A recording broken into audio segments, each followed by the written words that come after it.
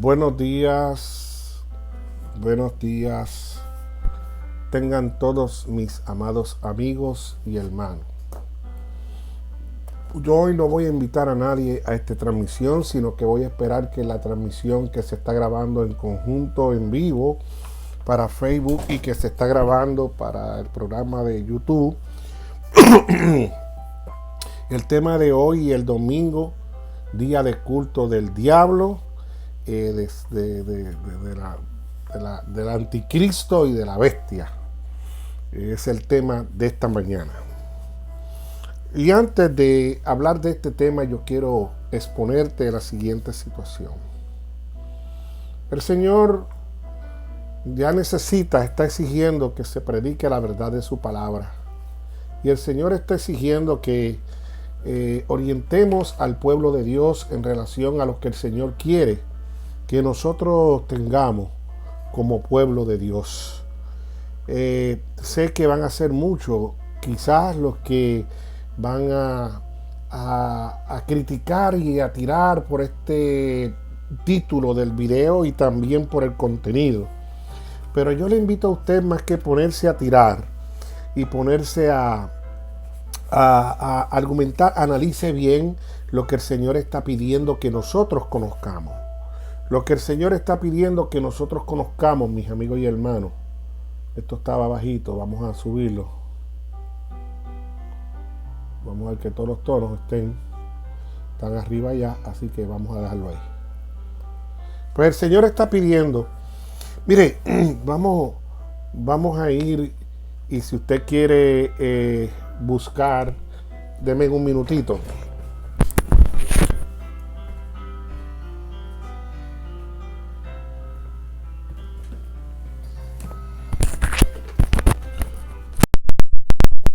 Primero, qué es lo que queremos plantear. Y vamos a ir al libro de Génesis capítulo 7. Solamente ese texto voy a dar para introducción. Y en el capítulo 7 de Génesis, versículo 1, vamos a encontrar, discúlpenme, como le explico, mi Biblia, a pesar de que la uso constantemente, no sé qué pasa. Okay. Encontramos que hay una ordenanza de Jesús. Le dice Dios a Noé, dijo Jehová a Noé, entra tú y toda tu casa en el arca, porque a ti he visto justo delante de mi generación. ¿Ok? Entra tú a mi casa, ¿verdad? Tú al arca del pacto. O sea, Dios ordenó. Deben bajar la música.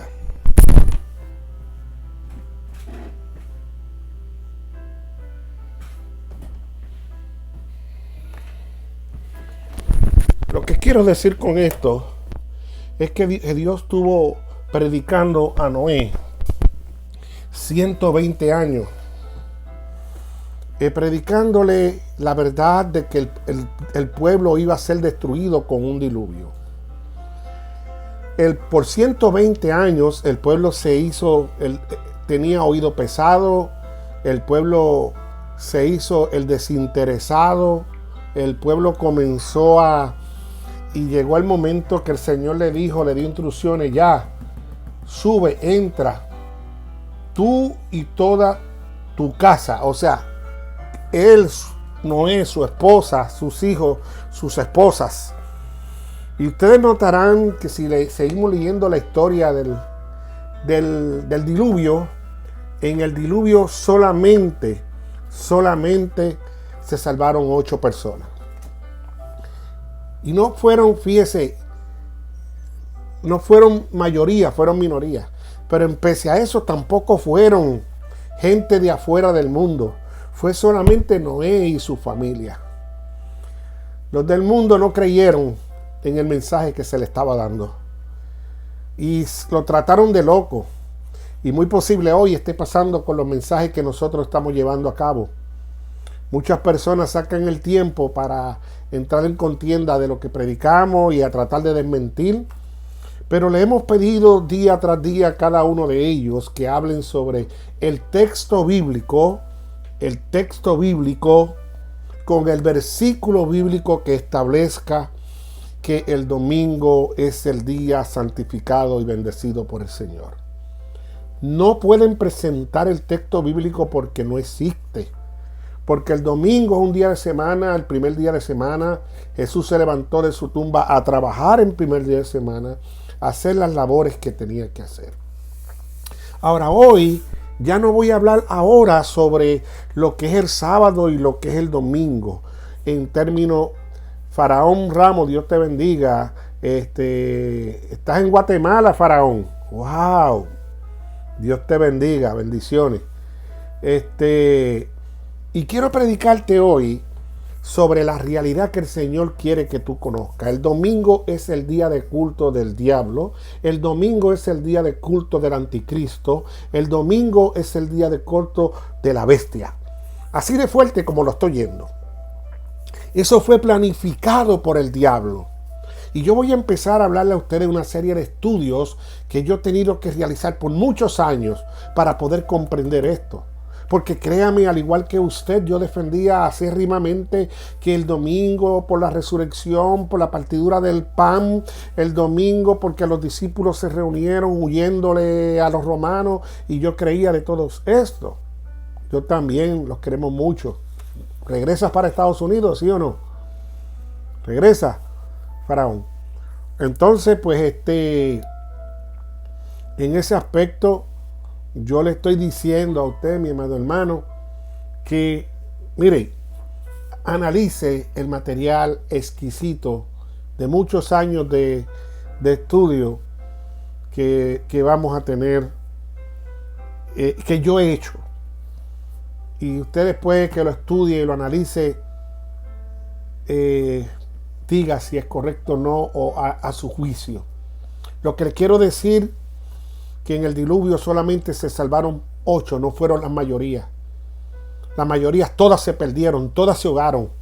O sea, si usted piensa que está en una iglesia porque son mayorías, porque son muchos, tenga mucho cuidado porque se puede quedar. En Sodoma y Gomorra, la mayoría se quemaron.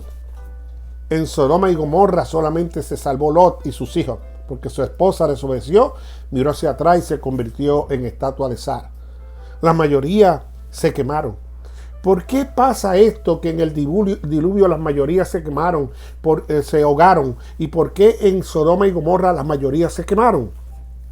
Porque no tenían el oído para escuchar el mensaje que Dios quiere que usted escuche. Porque el tiempo de las mayorías en el diluvio y el tiempo de la mayoría de Sodoma y Gomorra es el tiempo donde la gente comenzaron a defender las religiones. En el tiempo de la mayoría de Sodoma y Gomorra y en el tiempo de la mayoría del diluvio, igual que la mayoría que en el tiempo de Cristo, que no la aceptaron, solamente se enfrascaron a defender opiniones y religiones, lo que el hombre opina, sin buscar, sin estudiar, sin profundizar más allá del contratexto. Quiere decir que el diablo planificó tomar el día porque el diablo quiere ser igual a Dios. El diablo imita a Dios. El diablo quiere tener un día igual que Dios tiene el de él. El diablo sabe y conoce la Biblia. Por eso el Señor le decía, escrito está. Y el diablo sabe que el día del Señor Jesucristo, el Señor del sábado, es el sábado. Pero entonces el diablo dice, mi día es el domingo. Y entonces utiliza el reino al cuerno pequeño de Daniel 7:25, que hablará palabras contra el Altísimo y cambiará los tiempos y la ley.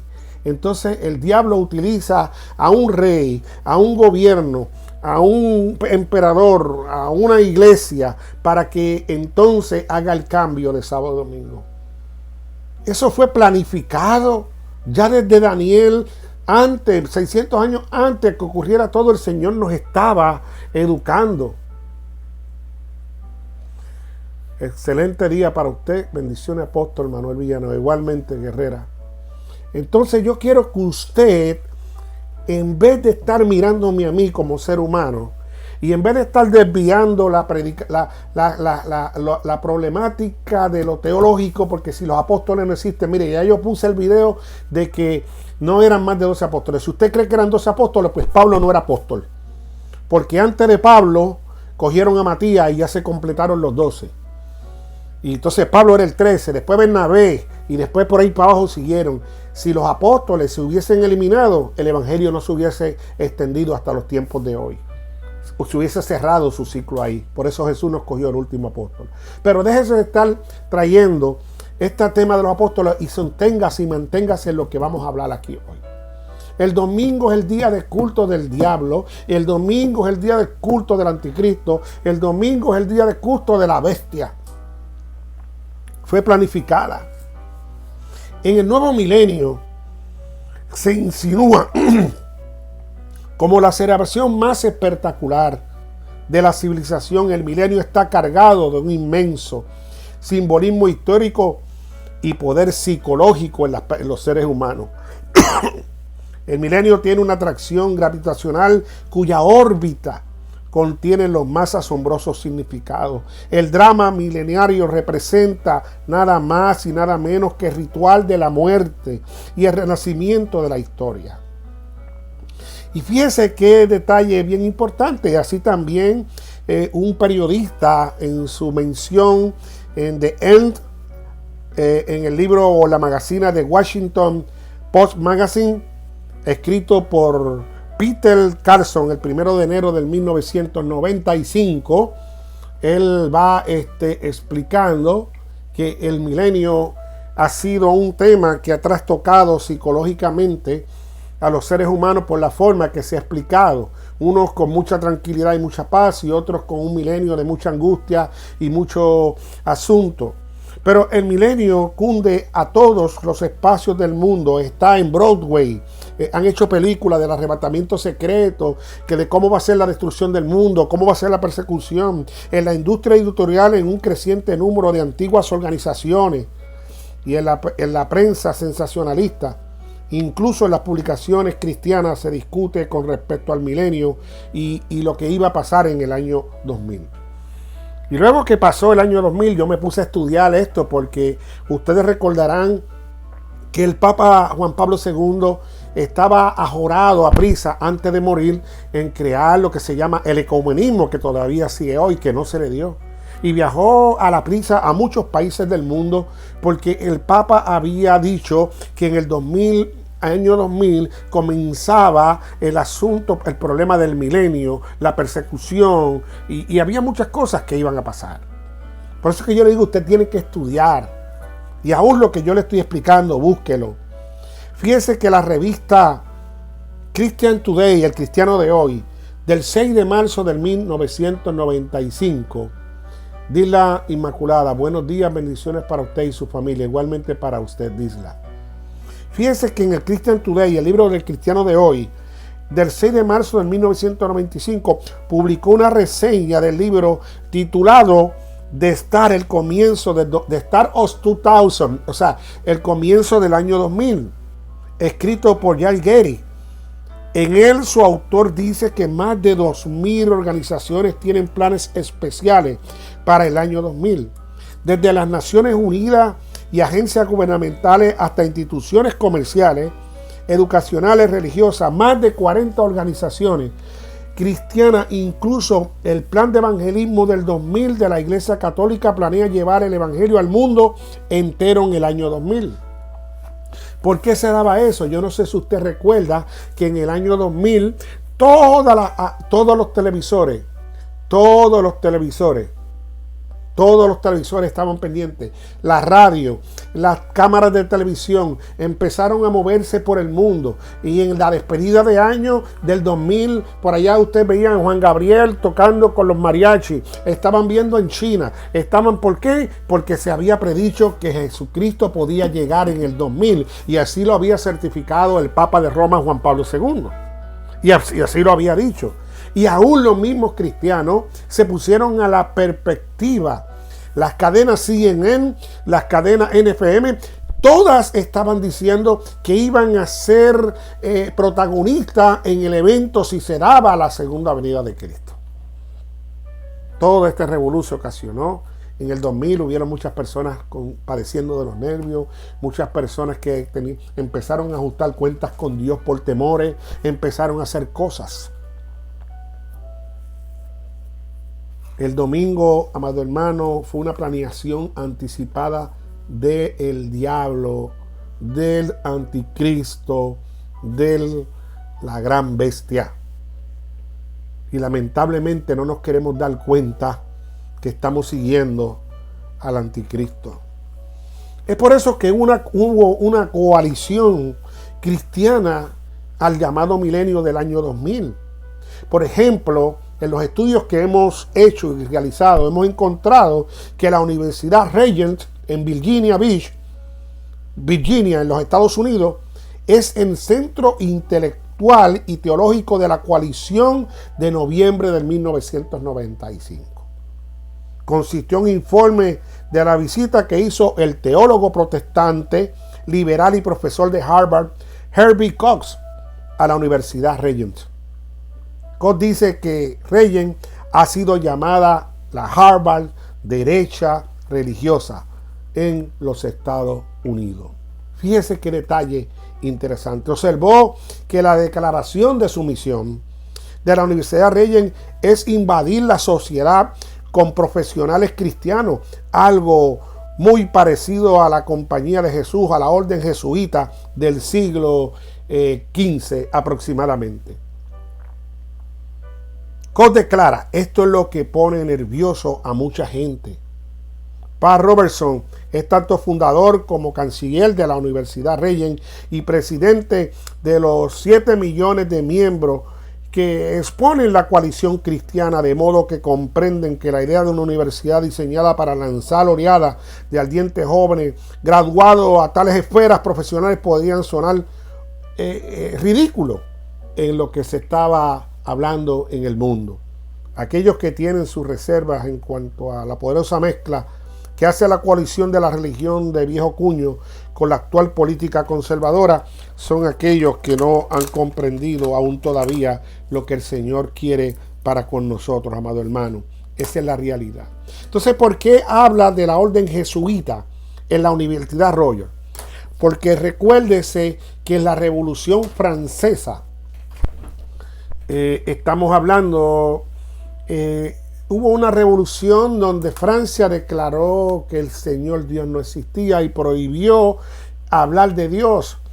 Y no solamente eso, a todos los cristianos los desbarataron, los mataban, los buscaban, los quemaban. De hecho, Francia creó un decreto para confundir a los cristianos en el término de hacerlos creer que iban a permitir el día de culto, y los trajeron a una plaza para acribillarlos, matarlos, quemarlos, ultrajarlos. Y todo se hizo bajo el orden de los jesuitas, con la Iglesia Católica, Apostólica y Romana. Y eso pasó así. Entonces, si usted empieza a ver el orden que se está hablando hoy, el orden mundial, se trata de lo mismo que yo estoy planteando aquí ahora. Lo único que le han ido cambiando los nombres para que usted no se dé cuenta. Y da la casualidad que precisamente ya los jesuitas están comenzando a entrar a las diferentes religiones cristianas, a universidades cristianas, pentecostales, evangélicas, con el fin de dar clases y preparar. Y eso se dio en Francia también en aquel tiempo. Y se dio en el tiempo de la Inquisición precisamente. Recuérdense que cuando llegó la Revolución de Francia, ahí es que empiezan a nacer las 13 colonias de los Estados Unidos, porque empiezan desde Francia a Holanda a emigrar huyéndole al gobierno que no solamente había matado y estaba matando a los cristianos, sino que también estaba promoviendo el cerrar las iglesias. Miles de iglesias. Se infiltraban los jesuitas dentro de los cristianos para ver dónde se reunían, dónde hacían la iglesia, y más adelante llegaban en su día de culto y los encerraban, los rodeaban y le pegaban fuego a la iglesia con ellos adentro. Esa es la realidad.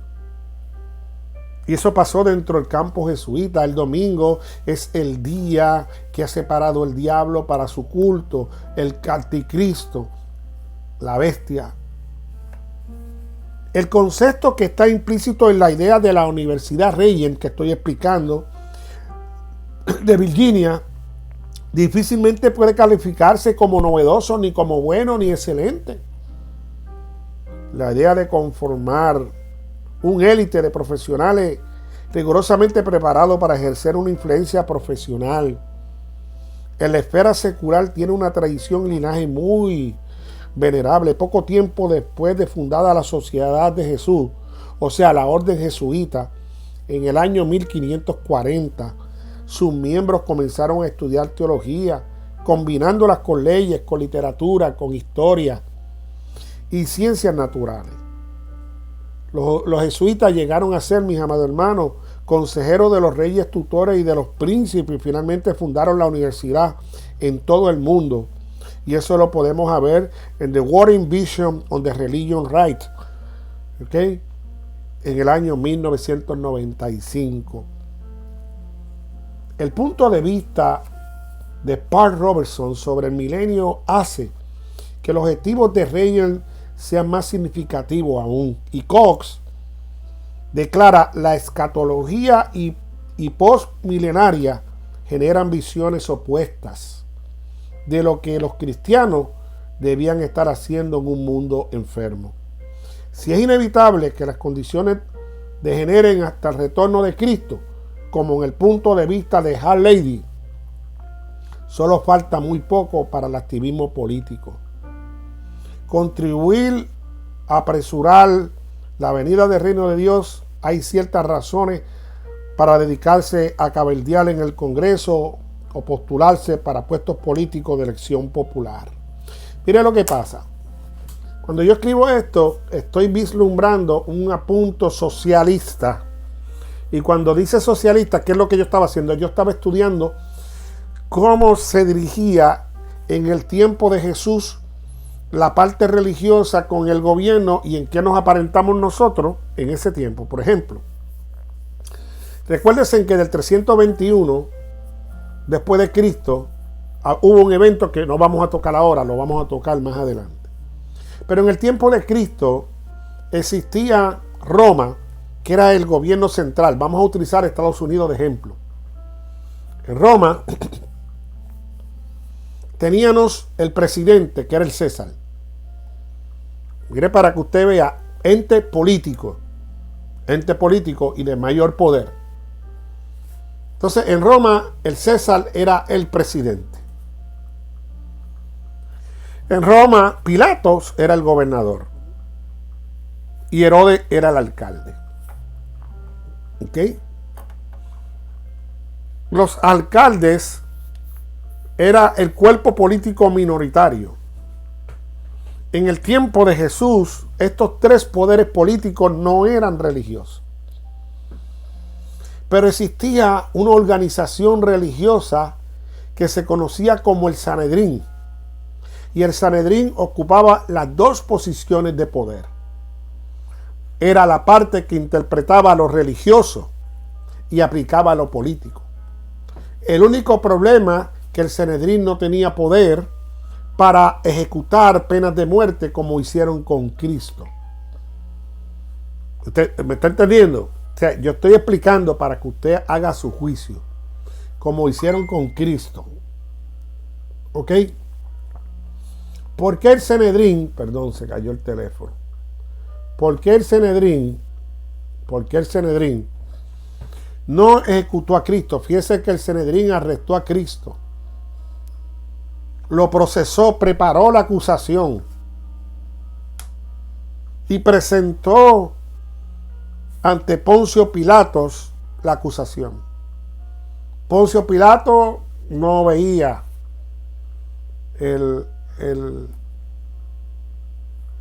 la razón por la cual, y trata de librarse de esa decisión, y tenía enemistad con Herodes.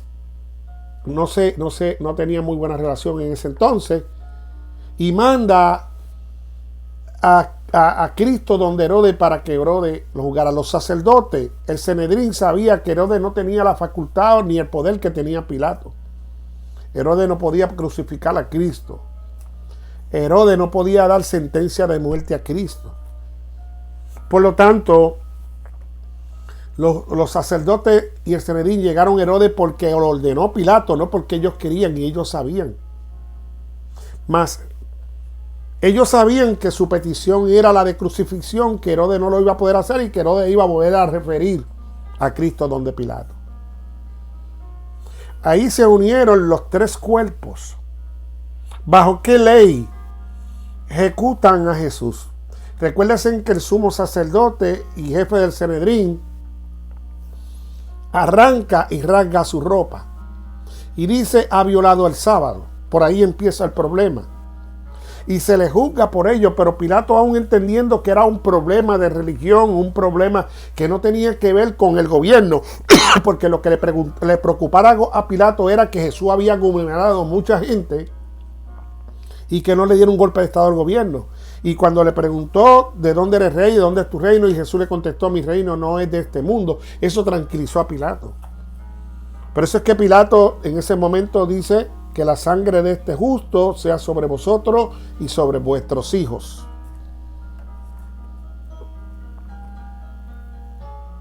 Luego de eso vino la crucifixión. Se comienza a instituir la Iglesia Católica en el 321 con el emperador Constantino, y es donde la Iglesia Católica, Apostólica y Romana tiene el poder político y religioso a la vez. Y bajo de este poder político y religioso ocurrieron todos estos momentos de la Inquisición que le estamos hablando. Luego la Iglesia Católica, con todo esto que pasó en Francia e Inglaterra, se dividieron y disolvió el poder político que tenía la Iglesia Católica, Apostólica y Romana, y por eso lo dejaron allá en el monte donde están, de las Carabelas, donde el Imperio Romano, Católico, Apostólico y Romano tiene su propia ley, su propia policía, su propio estatuto. Esa es la herida que habla del cuerno pequeño de Apocalipsis, la herida que se le dio al cuerno.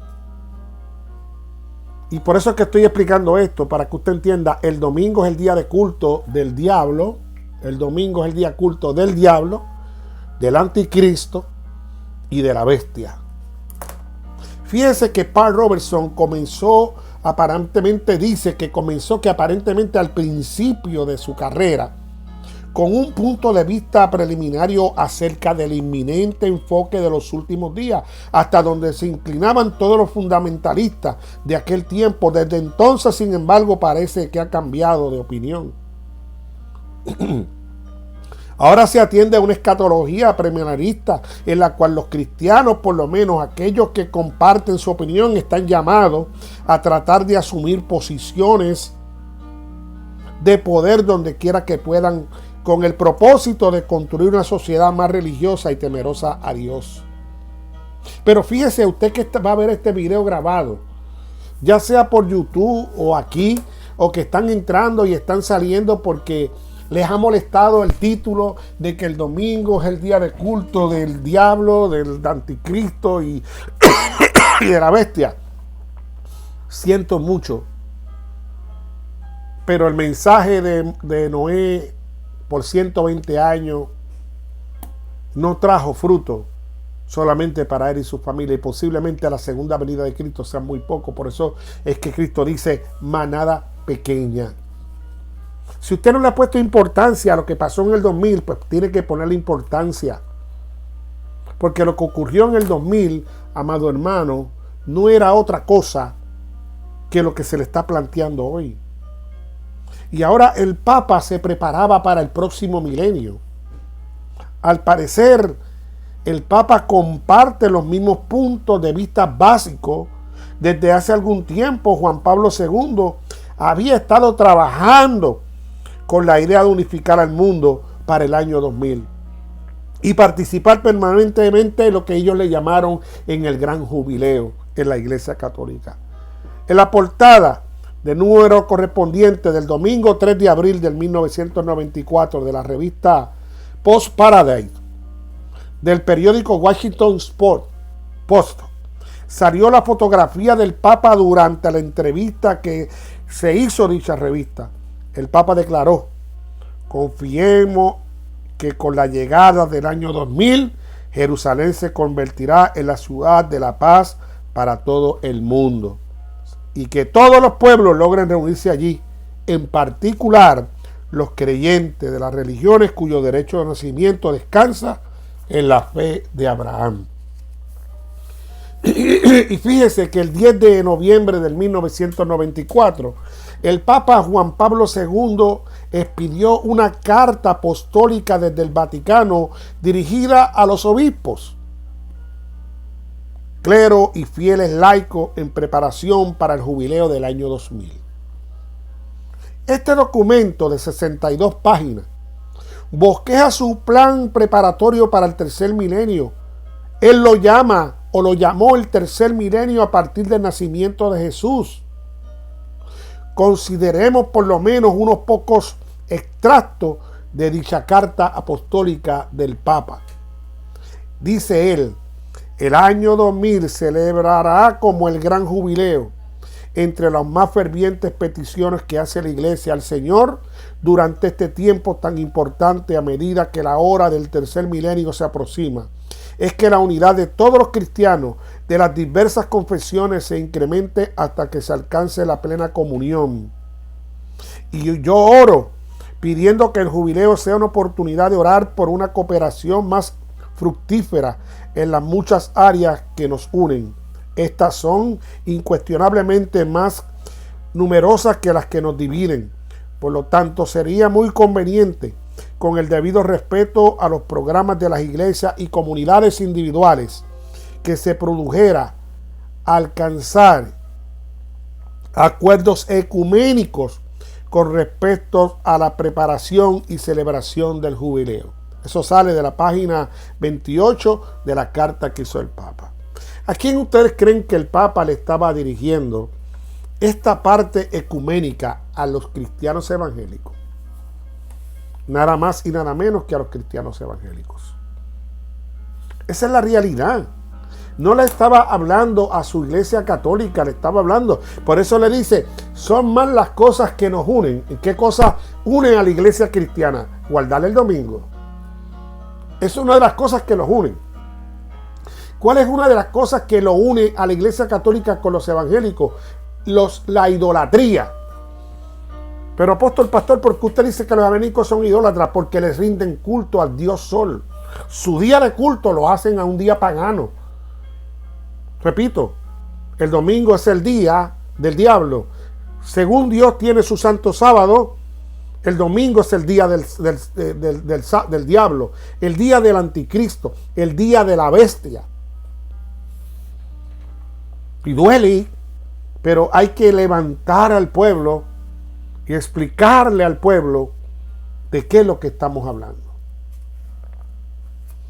Y es bien interesante cuando hacemos estos estudios de los hallazgos que hay. Y es por eso que yo no me dejo llevar por muchos apasionantes que están por ahí hablando y defendiendo a cuero y espada el domingo, porque si se partió el pan, porque si la resurrección, porque si los discípulos se reunieron el domingo huyéndole a Roma, que no los encontrara y no los matara, que si Pablo se extendió en una prédica hasta el domingo. Usted tiene que ser más abierto y entender que el Señor le ama. Y el Señor no quiere que nadie se pierda. El Señor no quiere que nadie se pierda. El Señor quiere que todos alcancemos la salvación, que todos alcancemos la vida eterna. El Señor nos está dando la oportunidad, la misma oportunidad que le dio a los del antediluviano. Les dio 120 años. Con nosotros ha sido más misericordioso, nos ha dado más tiempo. Nos ha dado más tiempo para que nosotros dejemos de atender las interpretaciones de hombres y comencemos a atender lo que la Biblia quiere que atendamos, mi amigo y hermano. Fíjense lo que decía el Papa, que como obispo de Roma tiene la responsabilidad especial de prepararse para el gran jubileo del 2000. Y también manifestaba que el aumento de sus viajes misionales o misioneros efectuados durante los últimos años han tenido el propósito de promover y lograr la unidad, además de los años santos apartados por la Iglesia Católica. También han contribuido con la preparación del jubileo. Por ejemplo, el año mariano, en el 1986 al 1987, fue algo así como una anticipación del jubileo. Incluyó mucho de lo que hallara su expresión plena en el año 2000. El Papa ha dividido el tiempo que resta de aquí al año 2000, o sea, desde el año 86-87 al 2000, en dos periodos. La primera fase era un periodo de preparación hasta el año 1996. Y el segundo es la fase estrictamente preparatoria entre el año 1997 al 1999.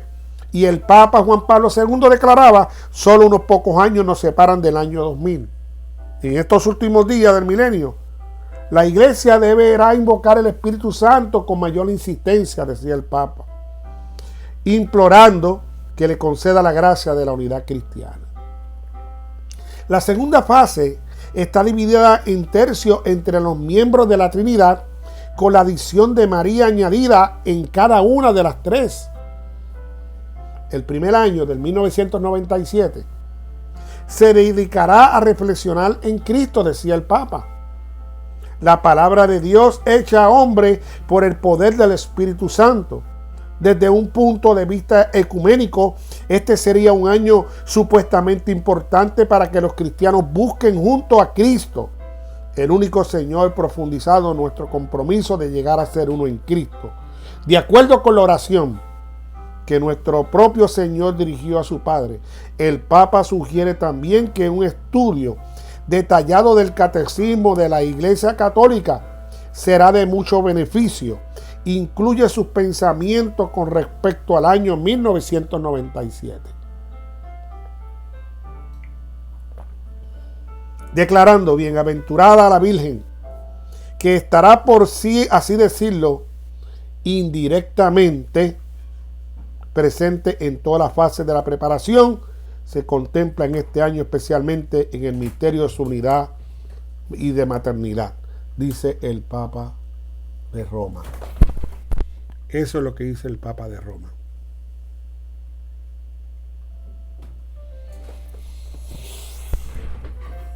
Como estamos viendo, Juan Pablo II ya venía, amado hermano, como anticristo, como el cuerno pequeño.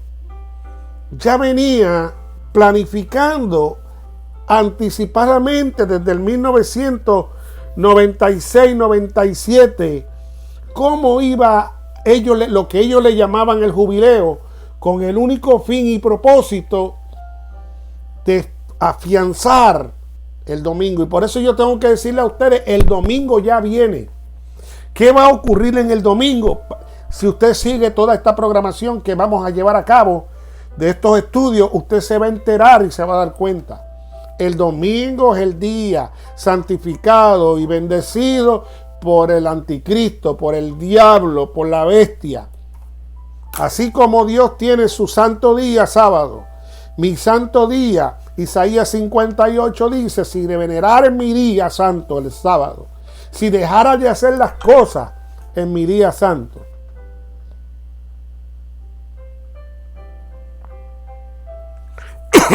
¿Ve? Léase Isaías 58. Pero el anticristo está preparando su terreno también. Y entonces el Papa sigue hablando que en el segundo año del año 1998 se regresará en forma particular el Espíritu Santo. O sea, ya el Papa tenía predicho que el Espíritu Santo iba a llegar al ecumenismo cuando se unieran los católicos, los apostólicos y romanos con los cristianos evangélicos. Y eso era lo que el Papa buscaba. Miren a ver si el Papa actual no está también fomentando el mismo ecumenismo que Juan Pablo II estaba fomentando en el año 1986, que comenzó hasta el 1999. Y su presencia santificadora dentro de la comunidad de los discípulos de Cristo, en esta perspectiva escatológica, los creyentes deberían ser llamados a renovar su aprecio por las virtudes teológicas de la esperanza. Los cristianos son llamados a preparar el gran jubileo. Ahí hace el llamado a los evangélicos. Le está diciendo, los cristianos son preparados y son llamados a preparar el gran jubileo del principio del tercer milenio mediante la renovación de su esperanza en la venida definitiva del reino de Dios en la historia del mundo. Ahí estamos viendo un Juan Pablo II que estuvo por décadas, y los papas anteriores a Juan Pablo, que llamaban a los evangélicos sectas y les decían sectas satánicas. A los cristianos, la misma Iglesia Católica, Apostólica y Romana, ya hoy no los llama secta, y ahora los llama a unirse. Y entonces ellos asumen como Iglesia Católica la primera y segunda parte del gran jubileo del 2000 que ellos llamaban, y le dicen la tercera parte del gran jubileo del año 2000 le toca a las iglesias evangélicas. Entonces lo reconocen y lo recogen. ¿Por qué? Porque en muchas ocasiones papas han dicho que los evangélicos cristianos son los hijos que se fueron de su casa enojados con su madre y que algún día regresarán de nuevo hacia ellos. Porque a pesar de que están enojados, han seguido la enseñanza de su madre, la Santa Sede Católica, Apostólica y Romana. Y claro que los papas tienen razón por lo que están diciendo. No hay que ir muy lejos, usted simplemente lea el catecismo católico desde su comienzo al final. Le está señalando que el Vicarius Corpus Delis, que es el representante del Dios de la tierra, el Papa, tuvo poder para cambiar el día de reposo. Y si usted va a la historia, va a encontrar un sinnúmero de sacerdotes que fueron desaforados, desfraternizados y sacados de la Iglesia Católica, como el cardenal Gibson, que aclararon y dijeron: en ningún sitio de la Biblia puedes leer desde el Génesis a Apocalipsis y nunca vas a encontrar el cambio del día de reposo. Es que la Iglesia Católica, en que el Papa, el representante de Dios en la tierra, el representante de Jesús, hizo tal cambio. O sea, el Papa se atribuyó a hacer un cambio que Jesús, cuando estuvo en la tierra, no lo hizo. Y los evangélicos de hoy en día, los pentecostales de hoy en día, los protestantes de hoy en día, han seguido justificando ello. No, yo no sigo al Papa, yo no sigo a nadie, yo sigo a Cristo. Y como Cristo resucitó, la Biblia no dice eso. Al contrario, Cristo fue un hombre obediente. Cristo en la carne nunca se cuidó y se protegió de no violar ninguno de los mandamientos, incluyendo el sábado. Inclusive le llamó la atención a los fariseos diciéndole: ¿quién de ustedes deja caer una oveja en sábado? Eso es lo primero que tenemos ahí. Pero vuelvo y les repito, a veces nosotros nos sentamos en las iglesias o escuchamos muchas personas a través de Facebook diciendo que son pastores o no, y no lo son, o tal vez lo son, pero hablando cosas someras porque se acostumbraron que todo lo que ellos dicen la gente se lo creen. Y ya la gente no quiere leer la Biblia. Mire, llegan a la iglesia sin Biblia. Se sientan a escuchar lo que el predicador dice. Están contando el reloj. Van a ser 2 horas. A las 2 horas me voy. ¿Y cuánto falta? Ay, Dios. Y si la predicación está buena, pues nos quedamos. Pero si está mala, bueno, ya yo creo que me tengo que ir. Porque es que no estamos escuchando la voz de Dios. Y nos duele, pero es una realidad. 120 años tuvo Moisés. Noé, 120 años tuvo Noé predicando, al punto que llegó el momento que Dios le dijo: entra al arca tú y los tuyos. ¿Cuántos eran los tuyos? Él, su esposa, sus 3 hijos y sus nueras. Fueron 8 personas. Y los animales.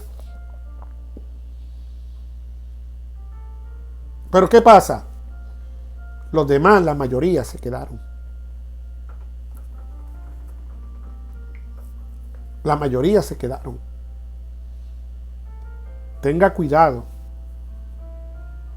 Quien declaró un día santo inicialmente en el gobierno civil el domingo se llamó Constantino I, que hizo un decreto llamándolo Venerable Día del Sol, Sunday.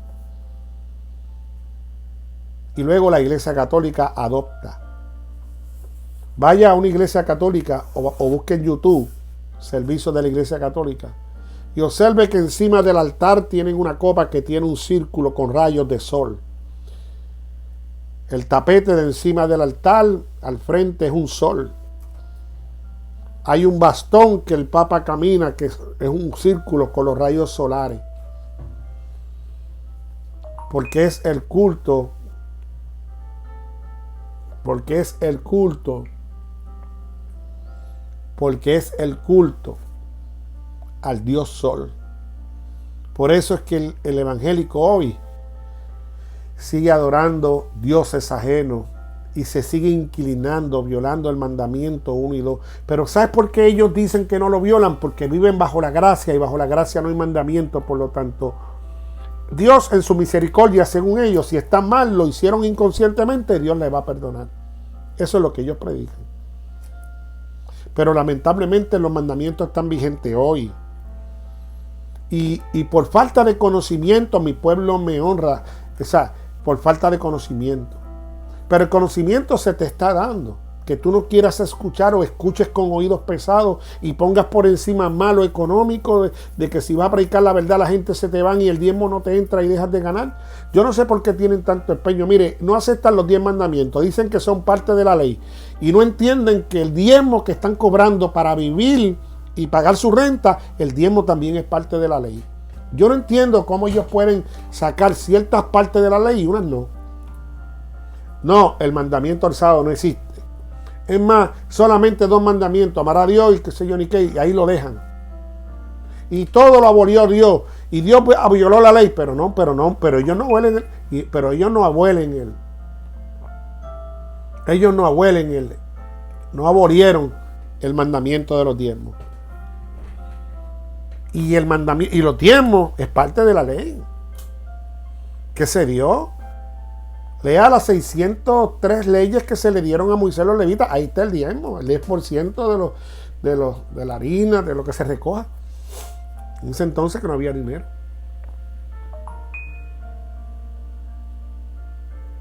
Entonces, ¿en dónde estamos? ¿Qué es lo que está pensando cada persona? Analice bien lo que le estoy diciendo. Pensamos que bajo la gracia no hay mandamiento.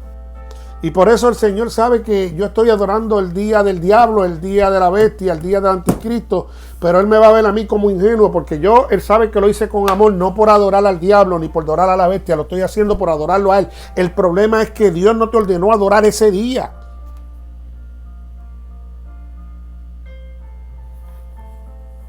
Dice el Papa y continúa luego su presentación del segundo año de la cuenta regresiva, enfatizando en la unidad y en el Espíritu y sus dones.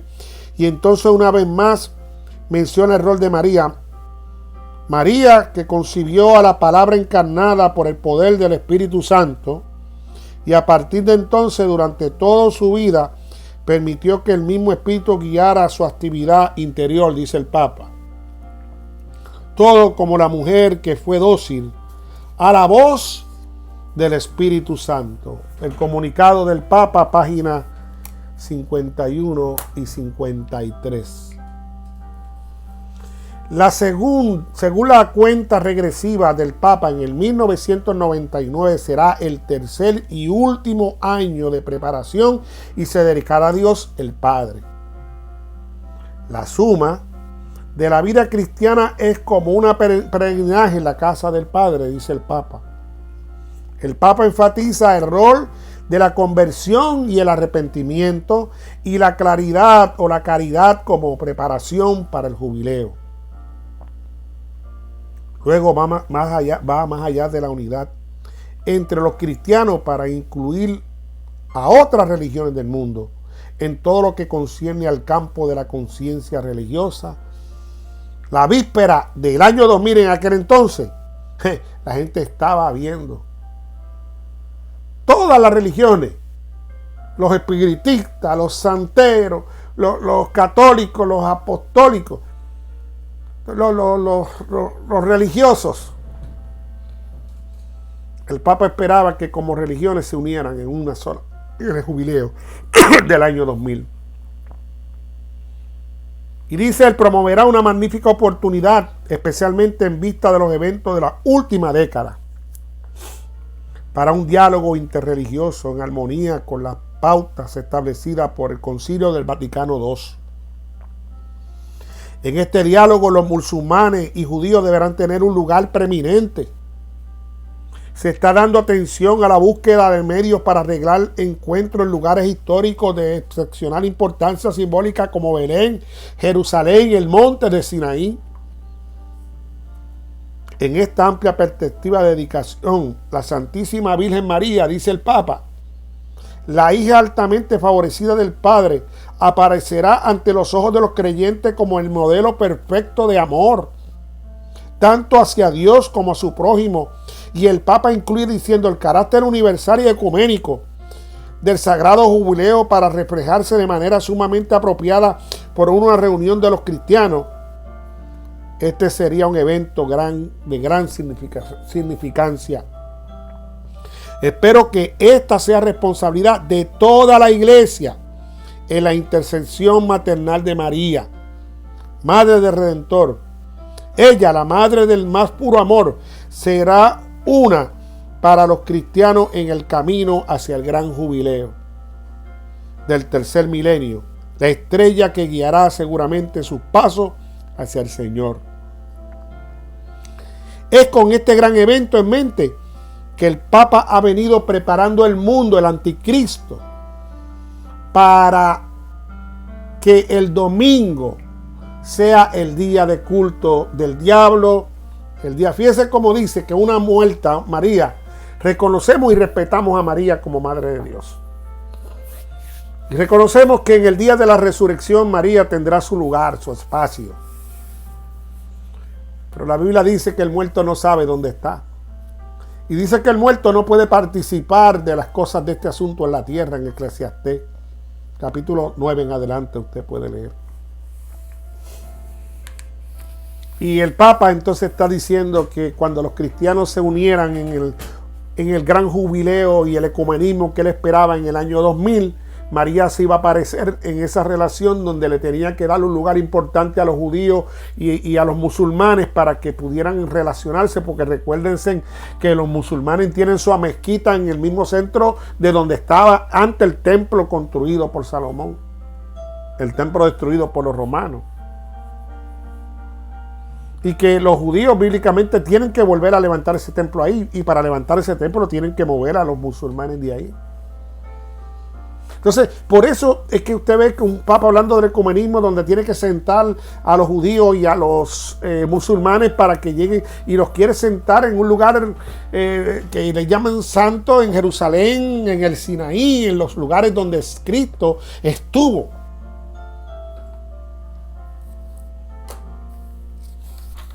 Esto va a ser un poco extenso, pero yo lo voy a terminar hasta donde yo pueda hoy.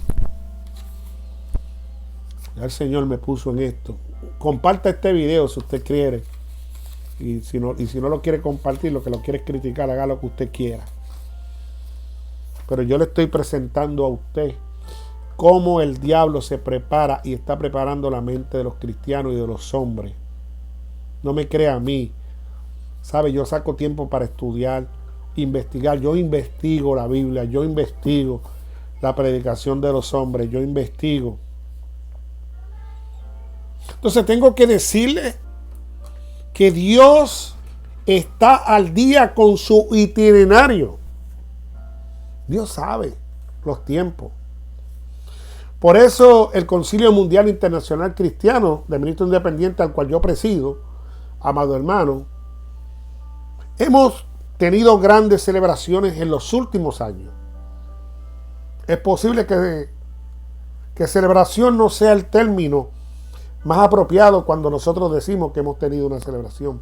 Pero por eso hemos llamado a estos eventos fines de semana del legado histórico en el Concilio Mundial Internacional. Primero, analizamos los 150 aniversarios del Gran Chasco, del cual surgió el movimiento hoy conocido como los Adventistas del Séptimo Día, y lo analizamos y lo miramos y tratamos de ver dónde se encajan las enseñanzas que ellos traen. Y miramos un programa especial realizado en la granja de Guillermo Miller, en octubre del 1994, para que usted vea cómo se van dando las cosas una detrás de la otra. Luego, en octubre del 1995, muchas personas se reunieron en Berlechek para recordar 140 años del patrimonio espiritual de lo que habían esa iglesia adquirido por ahí. Me refiero a los adventistas del séptimo día, que en ese entonces tenían ese patrimonio. Por supuesto, esas celebraciones fueron oportunas. Nos dieron el gozo de reconsiderar cómo el Señor había conducido en el pasado a renovar nuestra visión para terminar la obra. Y estoy hablando de la actividad que el concilio hace para recordar cómo el Señor va abriendo la mente, abriendo la ciencia, abriendo la inteligencia para poder interpretar estos términos. Pero una pregunta sigue bulliendo en la mente de muchos cristianos del concilio mundial. ¿Es relevante todavía el mensaje que estoy predicando, que estamos predicando en nuestras iglesias asociadas? ¿Podemos predicar con la frente en alto y una limpia conciencia que Jesús está a punto de venir otra vez? ¿Podemos decir que puede pasar lo mismo que pasó en el diluvio? ¿Por qué el Señor se expresa cuando dice manada pequeña? ¿Tenemos que esperar mucho tiempo todavía para su venida? ¿Habrá más celebraciones que nos recuerden la aparente demora? De hecho, amado hermano, es realmente impresionante saber cuán a tiempo está el programa de Dios. El estudio diligente de la historia y de las profecías bíblicas ve con mucha claridad una tendencia hacia el cumplimiento. Ve que estamos en el mismo tiempo del fin. Extraemos esa comprensión de nuestros estudios de la profecía bíblica.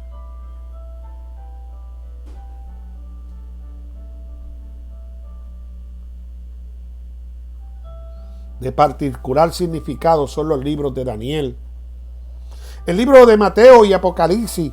Y por supuesto, como miembros del Concilio Mundial tenemos acceso a detalles adicionales provistos por el Espíritu de Dios, el Espíritu de profecía, la palabra de Dios, que es nuestro espíritu de profecía, quien nos da la profecía en el libro de Apocalipsis.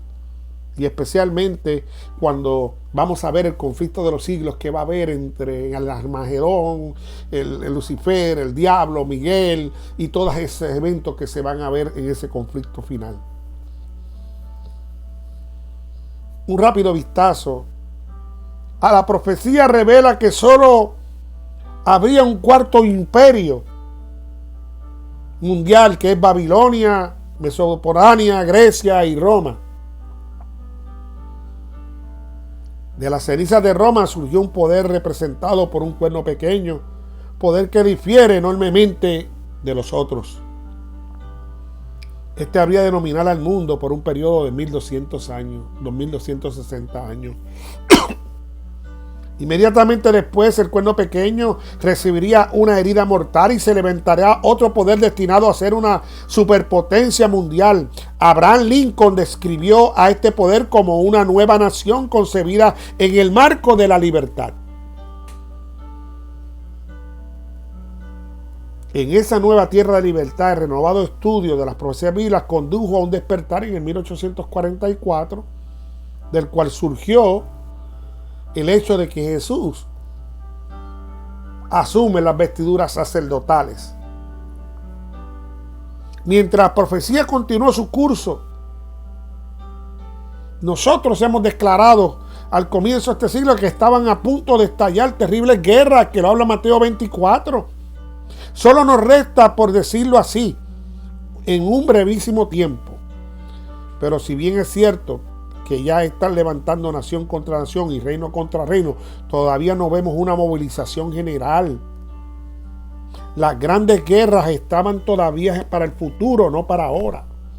Luego continuamos pensando y analizando los estudios que estamos preparando, que la tempestad se avecina. Veremos desgracias por todas partes. Miles de barcos serán arrojados a las profundidades del mar. Armadas enteras se hundirán y las vidas humanas serán sacrificadas por millones y millones de eventos naturales. La historia registra que durante los dos grandes guerras mundiales, literalmente se hundieron en la profundidad del mar fuerzas armadas enteras y que 69 millones de soldados y civiles perdieron la vida. Más personas murieron en este entonces que en todas las guerras combinadas en toda la historia de la humanidad. Sin embargo, por muy terrible que hayan sido esas guerras, Jesús nos dice en Mateo 24:6 que debemos estar apercibidos porque a esto aún no es el fin. No es el fin. Todavía está en el futuro el escenario de Apocalipsis 13. La herida mortal del poder papal sanaría y captaría la atención y la admiración de todo el mundo. Los Estados Unidos hablarían como de dragón, habiéndose convertido en una superpotencia. No obstante sus obvias diferencias, en vez de declararse mutuamente la guerra, las dos grandes superpotencias cooperarían para dominar al mundo, creando así un formidable poder político y religioso. Amigos y hermanos, somos testigos de que estos eventos se están ocurriendo ante nuestros propios ojos hoy. Los que han unido estas dos superpotencias es la necesidad de una estrategia común contra un enemigo común. En esencia, el Papa Juan Pablo II dijo al expresidente estadounidense Ronald Reagan: aunque es posible que no tengamos mucho en común, tenemos un enemigo común en el comunismo. Trabajemos juntos para derribarlo.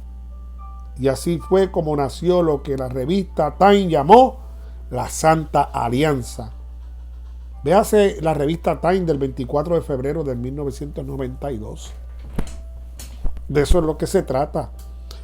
Dado el éxito de aquel esfuerzo, el papado volvió su atención a la realización de aventuras cooperativas con los protestantes estadounidenses en la lucha por derrotar el enemigo común de la corrupción moral en los Estados Unidos. Las condiciones imperantes en la sociedad en estos últimos días se ha convertido en el enemigo común.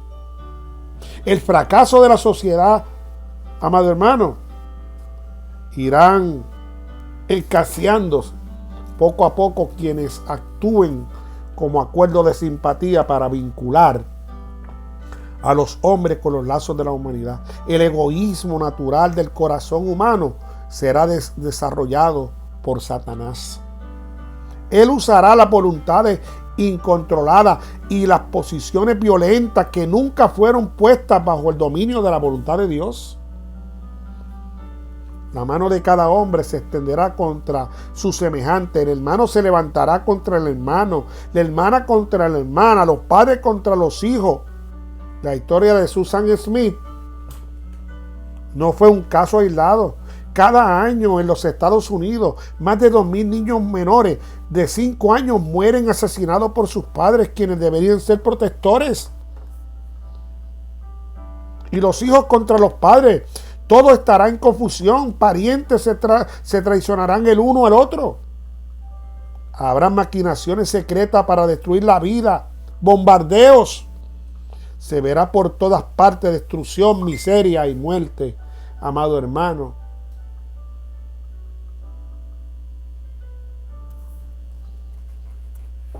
Fue una atmósfera de concordia de un grupo de destacados católicos y protestantes norteamericanos.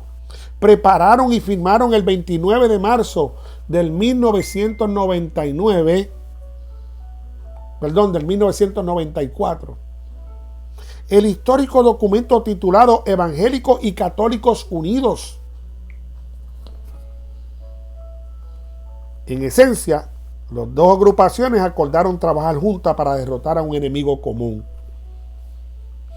El autor evangélico David Hood en su reciente libro A Woman, Right and Best, declara que la firma de este documento fue el evento más significativo de casi 500 años de historia de la iglesia. El documento en efecto derribó la reforma y tendrá de hecho persecuciones a largo alcance a través de todo el mundo cristiano durante muchos años en el porvenir. Hace poco estaba mirando por una librería que voy a ir a Filadelfia a comprar libros también. Estaba mirando también una parte de católica, a comprar el enigma católica, que todos sean uno, redactada por el Papa Juan Pablo II. En ella, el Papa apela a los cristianos del mundo a volver a la comunión plena con él como líder para el año 2000. Pregúntate en la librería de algunos libros sobre las profecías del libro Apocalipsis. Se mostró el libro de Thunder and Justicia, la justicia de Thunder, escrito por Ted Maurenflin. El mismo contiene informe.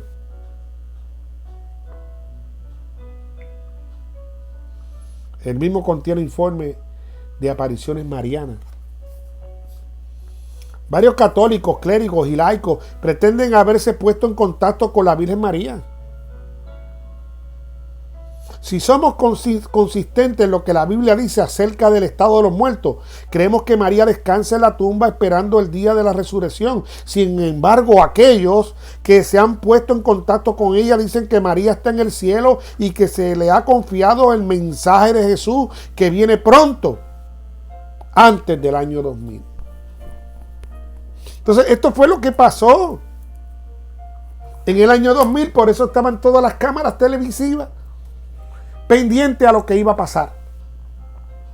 Estaban todas las cámaras pendientes a la segunda venida, y tenían en Rusia, tenían en China, tenían en México, tenían en Puerto Rico, tenían en los Estados Unidos. En los Estados Unidos se acoplaron en Los Ángeles, California, en el centro de Nueva York, en las ciudades que más inconversa y que más prostitución y que más juegos de azar tenían, porque querían ver lo que iba a pasar con la gente que estaba ahí cuando Cristo venía, de acuerdo al señalamiento de que Cristo iba a llegar antes que finalizara el año 2000. Y pasó todo el 2000 y no pasó nada, y entonces esperaban que hasta la última instancia del 31 de diciembre del 2000, antes que llegara el domingo, que Cristo bajara del cielo.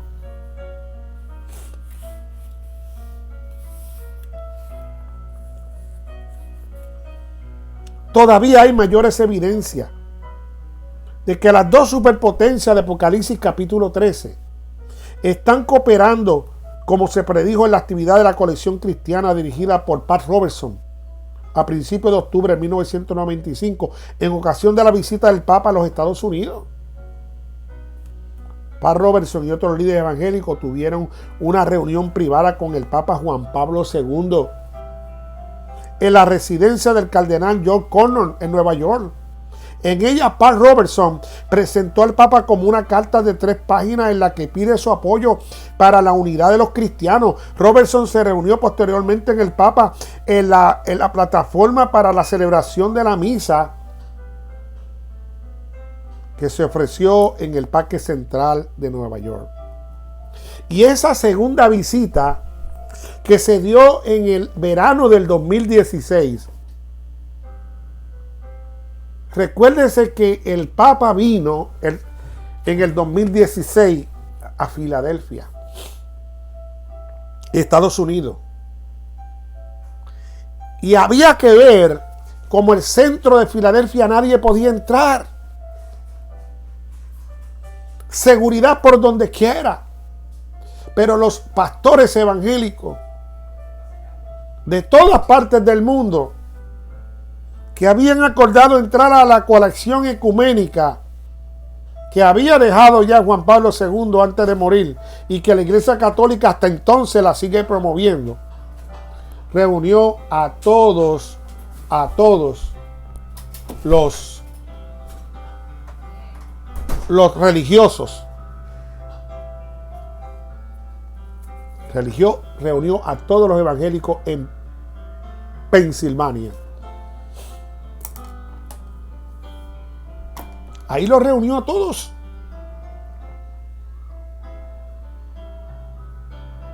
Ahí estaban los sacerdotes católicos.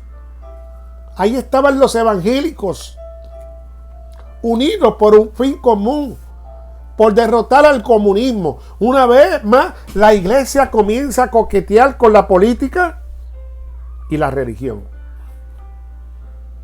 Y los cristianos dicen y critican a la iglesia católica, a los evangélicos, y hablan de la iglesia católica, y hablan del Papa, y hablan de la Virgen María, y hablan de los santos, pero se sientan y comen en el mismo plato, y le dan culto al día del diablo, y le dan culto al domingo, día del diablo, y le dan culto al domingo, día del anticristo, y le dan culto al domingo, día de la bestia.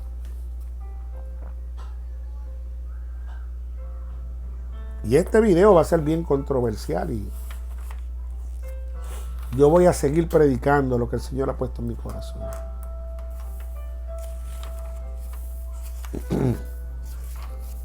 Y voy a seguir predicando lo que el Señor puso en mi corazón. Y no voy a dejar de predicar todo, y voy a seguir dando las enseñanzas. Voy a seguir hablando del estudio completo de las fiestas y de los sábados ceremoniales, para que no sigan mezclando los sábados que no son. Voy a seguir hablando sobre cómo el ecumenismo es la reunión del diablo, del anticristo, preparando sus almas, preparando a su pueblo para enfrentar a Jesucristo. Y dentro de ese ecumenismo está la gran mayoría de los protestantes, pentecostales, cristianos. Están ahí, aunque no les guste. Hay personas que escriben: mira, aquí estaba el juez, el otro. Mire, ahí estaban los cristianos, ahí estaban los pastores, ahí estaban los ayudantes de pastores. Y piden reuniones privadas, que no se publique ese recibimiento del Papa hacia ellos, ellos sea el Papa, para que no vean que se inclinan también al Papa como lo hace todo el mundo. Y después, cuando prenden la pantalla de televisión, es como si nada hubiese pasado, estamos aquí. Pero en el interior, en la profundidad, reconocen al Vicarious Corpus Dei. Usted critíqueme y diga lo que usted quiera, pero estos son estudios profundos, que quizás usted no los quiere hacer porque no le gusta leer. Muchos años de estudio, muchos años, más de 20 años estudiando para llegar a esta conclusión.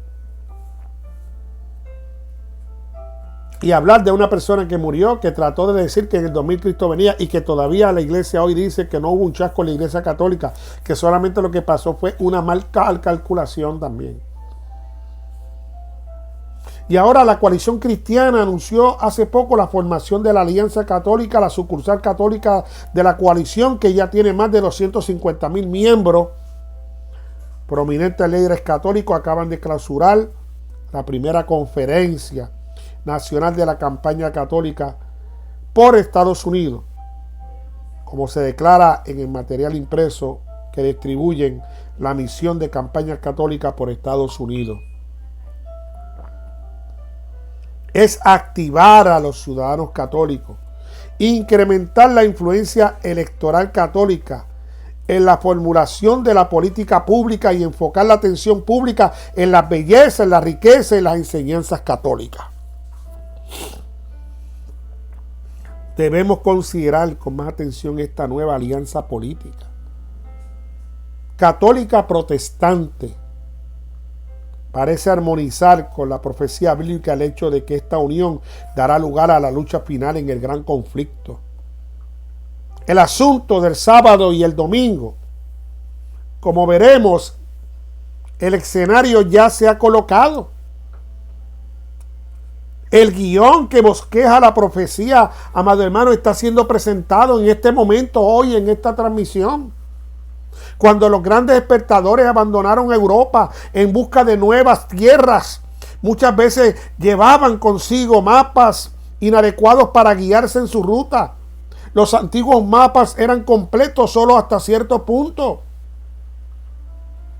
Cuando los diseñadores no sabían que había más allá de cierto punto, dibujaban figuras de varios tipos de peligros o simplemente escribían más allá de este punto hay dragones.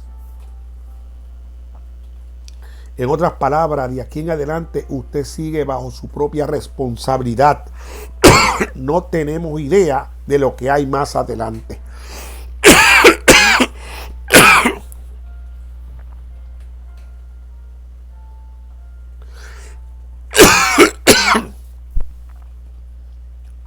Pero viajamos nosotros en aguas desconocidas en la actualidad hoy. Yo entiendo que no. Gracias a Dios tenemos la segura palabra profética para guiarnos. Perdón. El diablo no quiere que esto se dé, pero en el nombre de Jesús se va a dar. Tenemos la Biblia.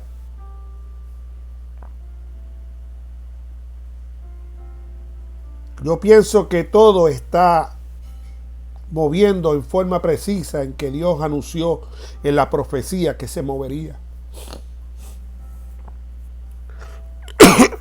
En algún momento, incluso el más ambicioso y aventurero viajero se vuelve nostálgico y decide volverse hacia su hogar, decide regresar. Yo he experimentado esos sentimientos en muchas ocasiones cuando en una reunión o compromiso concluye antes de lo previsto, me dirijo al aeropuerto y procuro tomar un vuelo lo más pronto posible para regresar a mi hogar.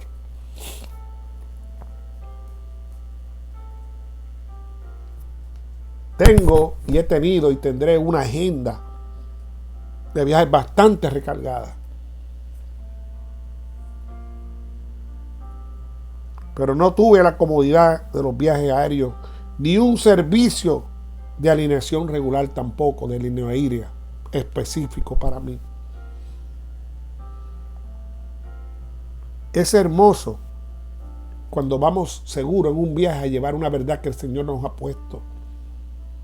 Teníamos vernos obligados a viajar bajo una tormenta, pero tuvimos una muy buena ruta. Todo parece favorable.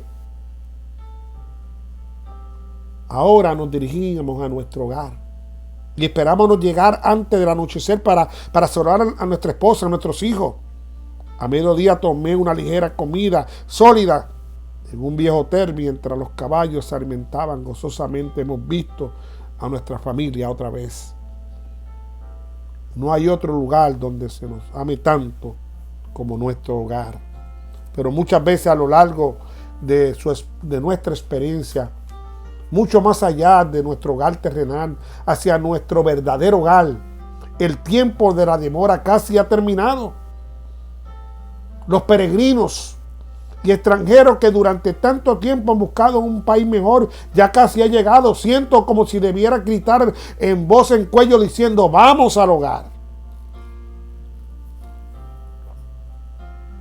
Y ciertamente vamos hacia nuestro hogar. Yo estoy emocionado porque ya ese hogar va a venir. ¿Y usted? Ahora, ¿sabía usted que para usted llegar a ese hogar tiene que cumplir con la palabra de Dios?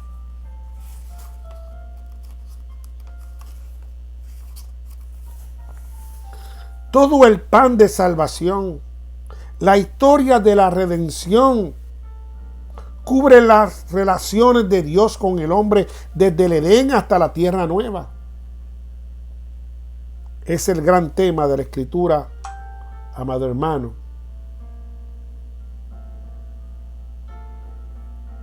Juan Bunyan, en el libro El progreso del peregrinaje, describe el progreso de la salvación como un camino que cada uno de nosotros ha de recorrer. Ya cerca de nuestro hogar celestial, vamos hacia adelante y contemplemos las últimas señales del camino. Señales que nos dicen que ya está muy cerca. Esto es muy emocionante para aquellos que han viajado grandes distancias durante largo tiempo o en tiempos difíciles.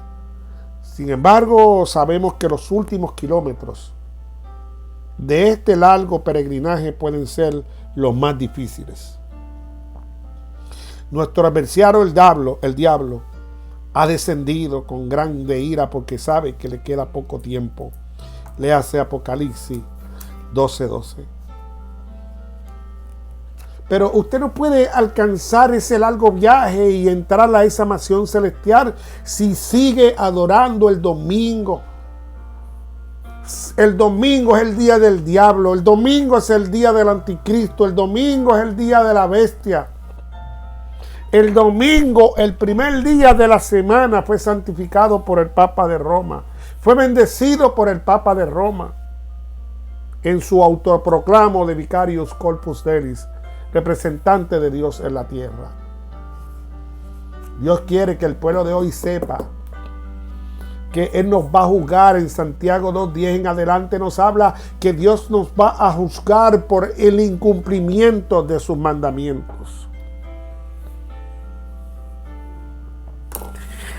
A semejanza de cristianos, en el progreso del peregrino, nosotros tenemos un alma en la cual contrarrestar el estratagema del enemigo, lo que el diablo quiere hacer en la adoración del domingo. La Biblia, y solo la Biblia, da una idea exacta de estas cosas. En ella se revela grandes escenas finales de la historia de nuestro mundo, sucesos que ya protestan su sombra y que aproximarse hacen temblar la tierra con un ruido y hacen desfallecer el temor de los hombres.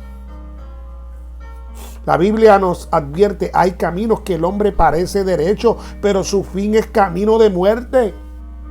El domingo, seguir al domingo es un camino que nos parece derecho. El seguir el domingo es un camino que nos parece correcto porque lo justificamos. Ay, el domingo el Señor Jesús resucitó. En el domingo se partió el pan. En el domingo se dio la Santa Cena. En el domingo se reunieron los discípulos para huir y que los romanos no lo encontraran porque no creían en la resurrección de Cristo. En el domingo María Magdalena encontró a Jesús y María, la madre de Jacobo. En el domingo se extendió Pablo en una predicación. Fíjate que si lo analizamos y miramos en el análisis humano, la Biblia nos advierte que eso es un camino que el hombre le parece derecho, pero su fin es un camino de muerte. Es un camino de muerte porque estás violando dos mandamientos ordenados por Dios. No tendrás dioses ajenos. Y el segundo, no te inclinarás a ellos. Y el domingo nos inclinamos en el piso. Dice que adorar a Dios. Pero ¿no recuerdas algo que el Señor dirá? Que cuando Él venga en gloria van a haber muchos que dirán: en tu nombre yo he sacado demonios, en tu nombre yo he hecho esto y lo otro, y Él te dirá: apartado de mí porque nunca os he conocido. Eso es para los cristianos que no han cumplido los mandamientos. Si el camino que parece derecho no lo es, ¿qué hacemos entonces? Una vez más la Biblia tiene la respuesta: fíjate de Jehová de todo tu corazón y no te apoyes en tu propia prudencia, reconociéndolo en todos tus caminos, y enderezará sus verdades.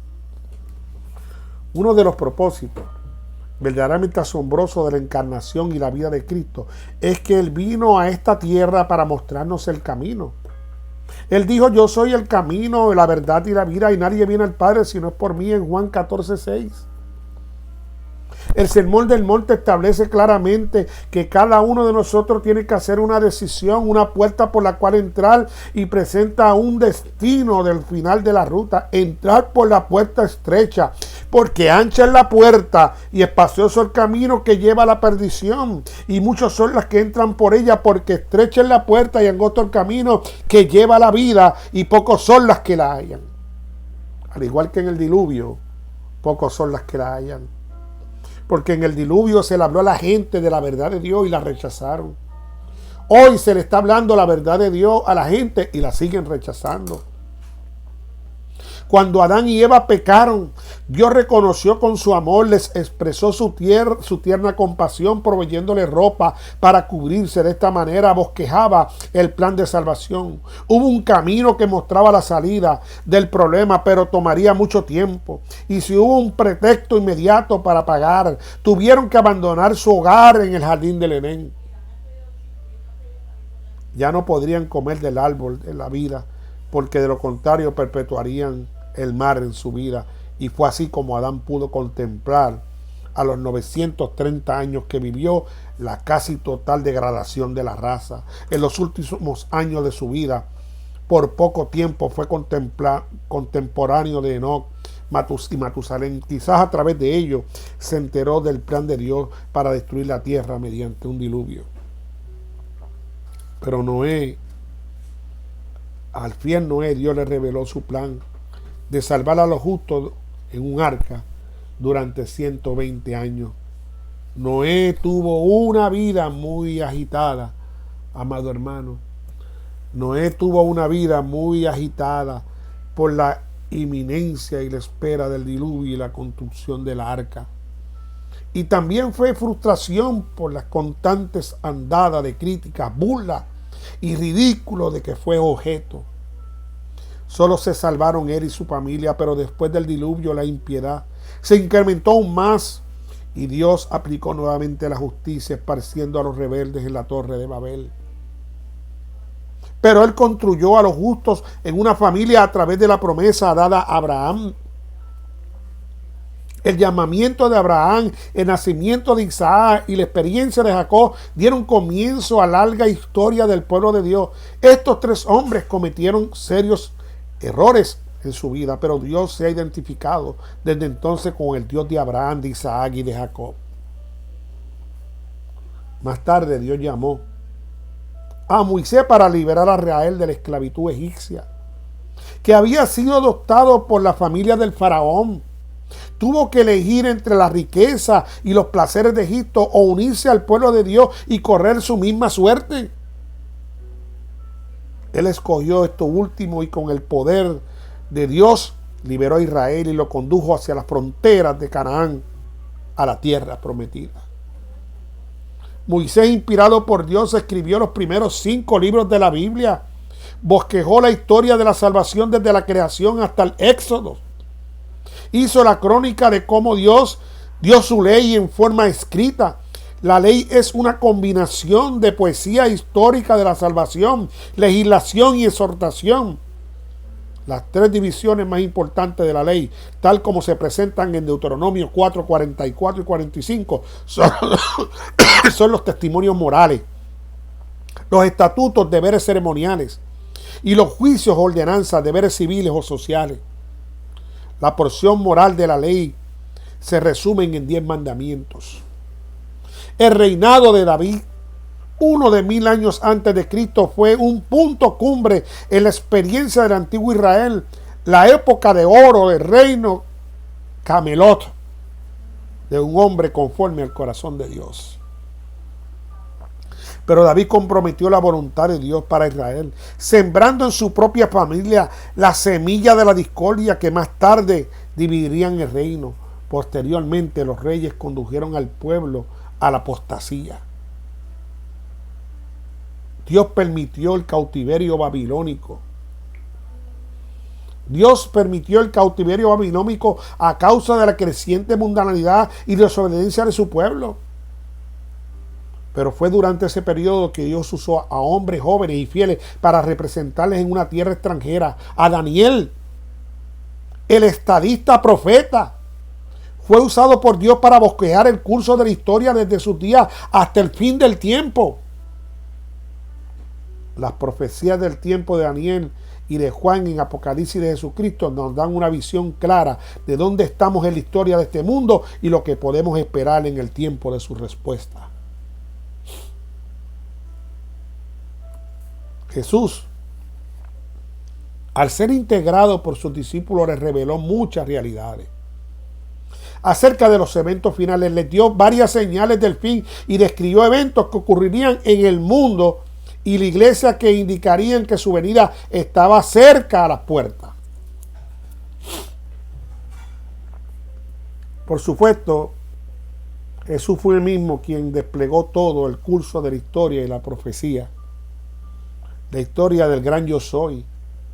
Ha trazado en su palabra al unir los eslabones de la cadena profética desde la eternidad hasta la eternidad. Futuro nos dice dónde estamos hoy en el transcurso de los siglos y qué es lo que puede esperar del futuro. Todo lo que la profecía anunció que sucedería hasta el presente ha sido registrado en las páginas de la historia. Y podemos estar seguros de que todo lo que vendrá aún se cumplirá en su orden. En la palabra de verdad se predice claramente la caída del final de los demonios terrenales. Este tipo y este tiempo está cerca. Las señales de los tiempos declaran hoy que estamos en el umbral de sucesos grandes y solemnes. Hemos transado brevemente la vida de los más grandes actores de la historia de la salvación de Dios. Ellos son parte de la historia. Su papel está registrado en las escrituras y en los libros de la historia. Hoy están escribiendo el último capítulo y nosotros somos los personajes. A Noé fueron dirigidas estas palabras: entra tú y toda tu casa en el arca, porque en ti he visto justo delante de mí. Noé obedeció y se salvó. Ese mensaje llegó a Lot. Levántanos a salir de este lugar, porque Jehová va a destruir esta ciudad. Lot se puso bajo la custodia de mensajeros celestiales y se salvó. Así también los discípulos de Cristo fueron advertidos acerca de la destrucción de Jerusalén. Los que se fijaron en la señal de la ruina inminente y huyeron de las ciudades escaparon de la destrucción. Así también ahora hemos sido advertidos acerca de la segunda venida. De la segunda venida de Cristo y de la destrucción que ha de sobrecoger al mundo. Los que presten atención a esta advertencia se salvarán. Los que no presten atención se condenarán.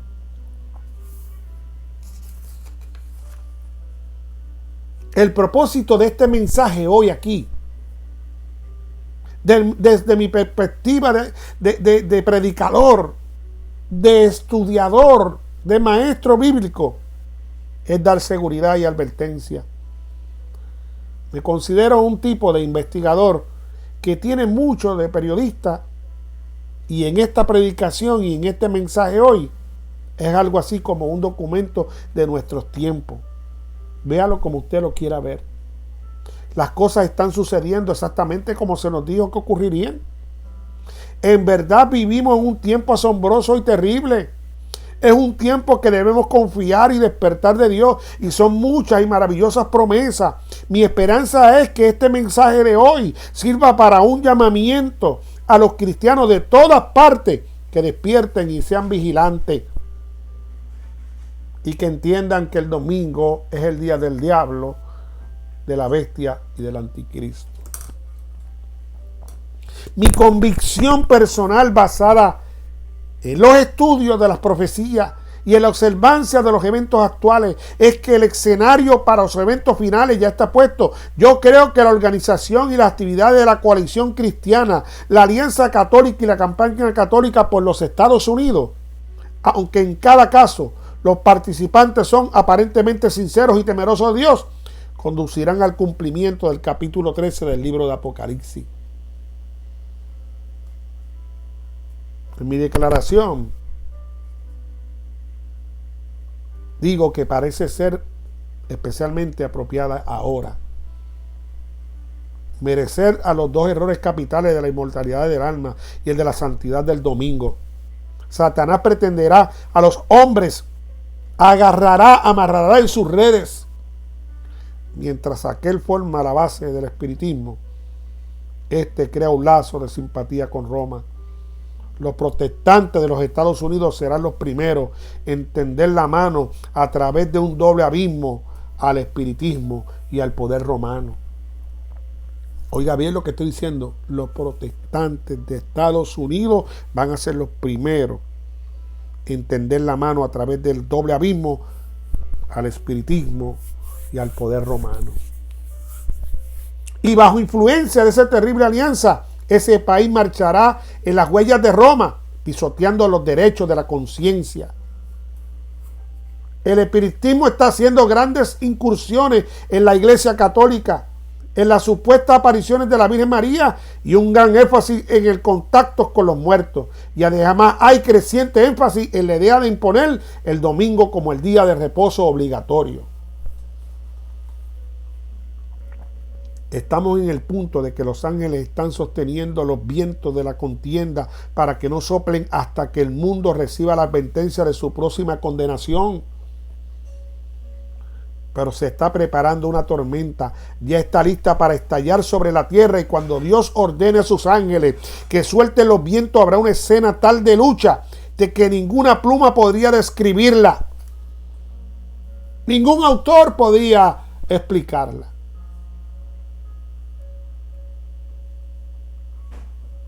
Muchas personas, muchos teólogos, muchos investigadores han estudiado las profecías y se dan cuenta de que los dos actores más grandes de la historia de la tierra son el papado, la Iglesia Católica Romana y los Estados Unidos de América, que es la única superpotencia que queda. Es posible que algunos de ustedes que me están viendo hoy se sientan la necesidad de revisar las grandes profecías de la Biblia y trazar el bosquejo profético de Dios a través del tiempo. Si usted desea revisar las profecías o verlas explicadas en una forma sencilla como fundamento para el material que parece a continuación de lo que le estoy hablando, escuchará otras predicaciones que hablarán un poquito más profundo sobre cómo el domingo se convierte en el día del diablo, en el día del anticristo, en el día de la bestia.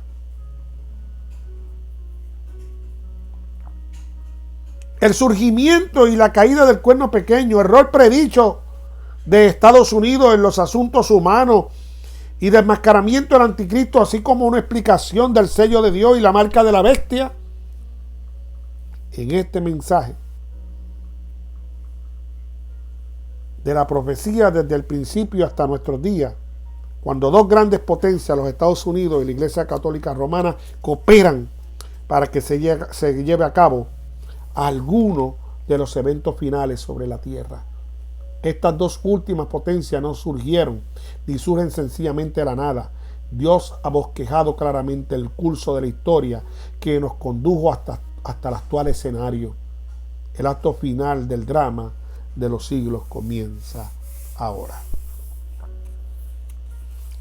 Dios te bendiga. Hoy en la tarde voy a estar hablando sobre las relaciones diplomáticas y políticas y religiosas para imponer el domingo obligatorio como día de culto y por dónde va a empezar. Son estudios de muchos años y poco a poco estoy compartiendo con ustedes muchos de ellos. Aquí se habla la ley y el testimonio. Aquí se habla de lo que está escrito en la Biblia. Usted lo toma o lo deja. Que el Señor del cielo te siga bendiciendo, te siga dando paz y armonía en esta tarde.